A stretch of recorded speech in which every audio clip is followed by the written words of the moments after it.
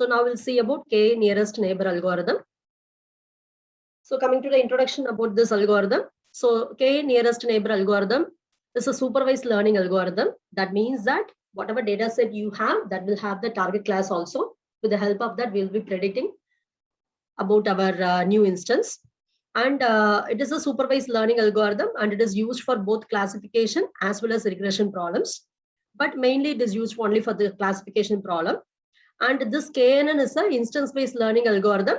And this is going to store all the available training instances in the memory and classifies the new cases based upon the similarity measure.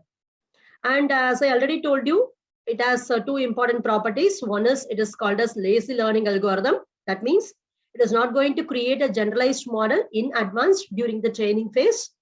And the second is it is called as non-parametric learning algorithm because it does not assume anything about the underlying data. So these are all the important properties of KNN. Now let us see how we can do binary classification using KNN, because I now told you that you can use it for classification as well as regression problem. We will see first how to do the classification using KNN. I'm going to focus on binary classification. It means that in my target class, I'm going to have two different categories. And here I have represented the categories by means of plus and minus labels. So plus is nothing but one positive instance and minus is a negative instance. So in this, I have so many training sets in this. As I already told you, KNN will be storing all the training examples in the memory. So assume that all these training examples are stored in the memory along with the target class like plus and minus. Now I'm having a new instance. So here the red circle represents the new instance. And in this, when you start the algorithm, you have to specify some value known as K value. And here, let us assume that the K value I have specified is 3. It means that when I want to come to conclusion about the new testing set, I have to say with respect to how many neighbors I am going to consider. For example, if I want to give some score to you, I can ask about yourself among your friends.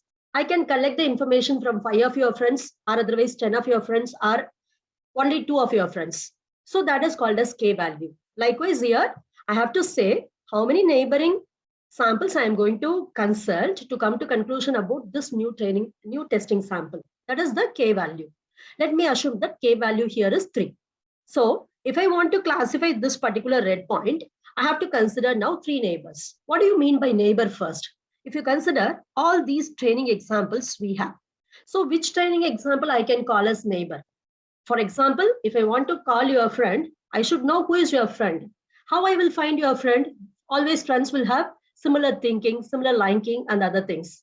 Okay, so here, if I want to find the neighbors, I have to find which is having more similar features. That means that I will find the distance between the 2 points.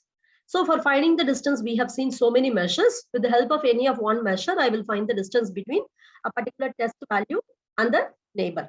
So once I find the distance, when I want to select the neighbor, I will arrange everything in the ascending order. Whichever is having lower distance, that is the neighboring element. So if you consider here, this red color point circle is closer to these 3 points because the distance is very less. So I'm going to now consider these 3 neighbors. Why I'm considering 3 neighbors? Because K is given as 3. After that, I have to consider what are all the labels associated with the neighbors here. So totally I am considering 3 neighbors. All the 3 neighbors have the label as plus. That means that for this particular new instance, I am going to give the label as plus because maximum of his neighbors are having plus. Okay. Now, suppose instead of K equal to 3, suppose I have a system where K is equal to 5 and my new testing example is this red color circle. Now I have so many neighbors in this, so many training examples in this. Find the neighbors by means of the distance measure. After that, you count how many neighbors are having out of 5, how many neighbors are having plus as the target class and how many are having minus as the target class. If you consider here, out of the 5 neighbors given by the red color line, which is giving the distance between the point and the neighbor, 3 neighbors are having positive class and 2 neighbors are having negative class. In this case, all 3 are having positive class. So definitely you will say that it is positive. But now if you see here, 3 are having positive, 2 are having negative. That means that I have to go for maximum voting, majority voting scheme. So in that case, since 3 are having positive class, I will associate the class label for this particular new instance as positive. This is how we are going to do binary classification by using KNN. Now let us see the KNN algorithm. So here we have during the training time, our algorithm is very simple. We are simply going to load the training examples and store them in the memory. This is the only step we will do during the training. We are not developing any of the model. And everything will be done during the prediction or otherwise testing time only. Now let us see what are the steps we will do during the prediction time. We are going to initialize K as the number of nearest neighbors to consider in our algorithm. After that, we are going to take all the training samples from the memory one by one.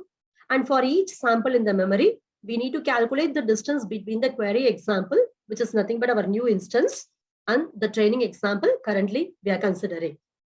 So after calculating the distance, you sort all the distances in the ascending order. That because of that, the first element will be the one with least distance. So I can select it easily. And after that, find the first K neighbors from the sorted data, because we need to consult K neighbors. So select out of the sorted data, you select only K values. And once you select the K values, you need to get the labels of the selected K entries. And I told you can use this KNN for both classification as well as regression problem. Suppose if I give you the regression problem, regression in the sense for our output class, we are going to have a continuous value. Okay, we are going to predict a continuous value in regression. Whereas in classification, we will predict discrete class labels. So if your problem is a regression problem, you have selected K neighbors.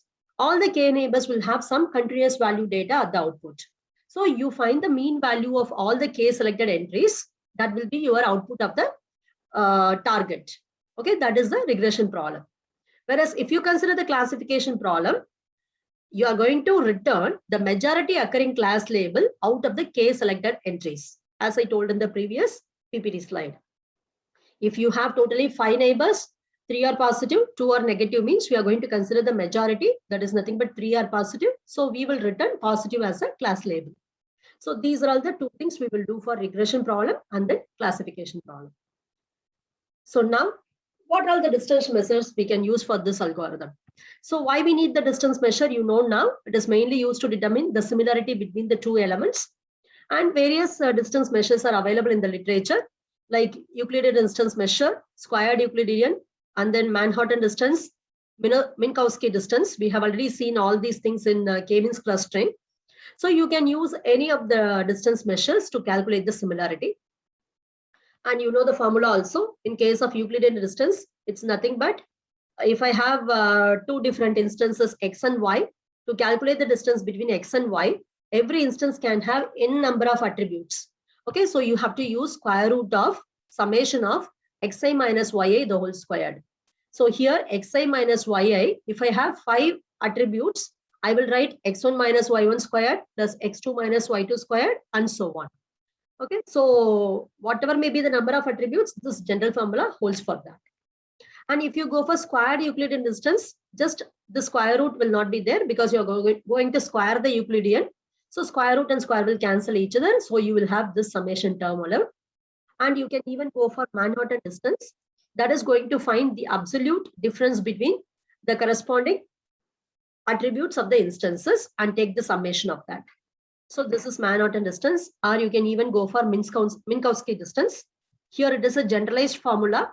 And we have already seen that if you substitute Q is equal to 1 in Minkowski, you will be getting Manhattan formula. And if you are substituting Q is equal to 2 here, you will be getting Euclidean distance. So it is a generalized form. You can have any value for Q.